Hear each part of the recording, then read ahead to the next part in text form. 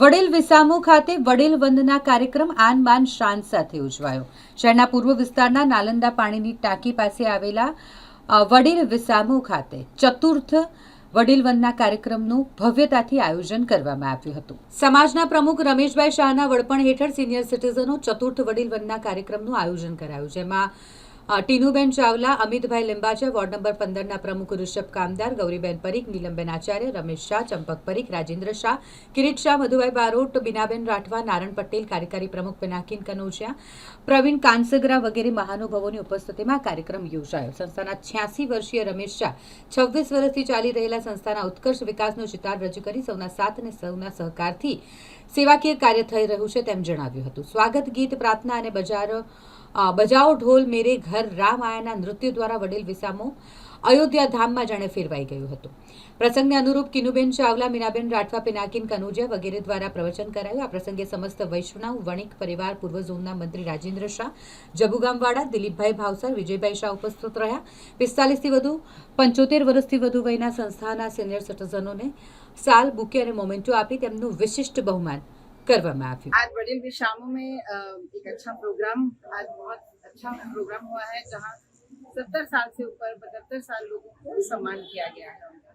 सो वडील विशामो 25 साल हो गए हैं इसको फॉर्म किए और रमेश भाई is responsible for that and बहुत ही बढ़िया काम होता है। ये लोग यहाँ पे मिलते हैं रोज, एक बहुत सुंदर जगह बनाई है यहाँ पे सब एज अ कम्युनिटी शाम को सब मिलते हैं और सिर्फ रोज का नहीं पर ये लोग एक सेवा का काम बाहर भी बहुत कुछ करते हैं, जैसे ट्राइबल्स में कभी चप्पल देना, कभी बैग्स देना, छोटे उदयपुर जाते हैं। सो एक सेवा भाव से यहाँ पर एक काम होता है और सब एक मिलजुल के बहुत एक कम्युनिटी बहुत ही सुंदर है यहाँ पे। सो क्या नाम आपका?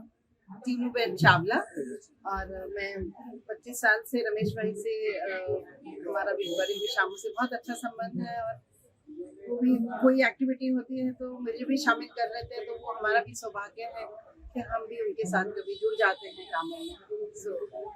વડીલો વિસામો આ એક એવી સંસ્થા છે જેમાં સોશિયલ વર્ક વધારે છે, બીજું બધા એન્ટરટેનમેન્ટ કરતા, અને એ સોશિયલ વર્કમાં અમે ઘણા બધા ગરીબ વિદ્યાર્થીઓને ફીઝની સહાય કરીએ છીએ, ચોપડાઓ માટે કરીએ છીએ।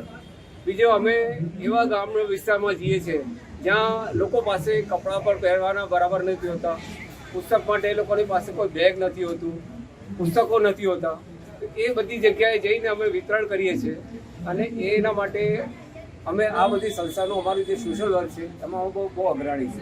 ધન્યવાદ। શું નામ આપણું? પિનાકીભાઈ। આ સંસ્થાનું નેતૃત્વ 26 વર્ષથી કરી રહ્યું છે। સંસ્થાની અંદર શૈક્ષણિક, સામાજિક, ધાર્મિક, આરોગ્યલક્ષી આ તમામ પ્રવૃત્તિઓ વ્યવસ્થિત રીતે ચાલી રહી છે અને અમને આનંદ છે કે આ દરેક પરિસ્થિતિની અંદર અમારા તમામ સભ્ય ભાઈ બહેનો મને ખૂબ જ સારી રીતે સહકાર આપી રહ્યા છે અને એના જ કારણે આ સંસ્થાનું એક અગ્ર સ્થાન છે।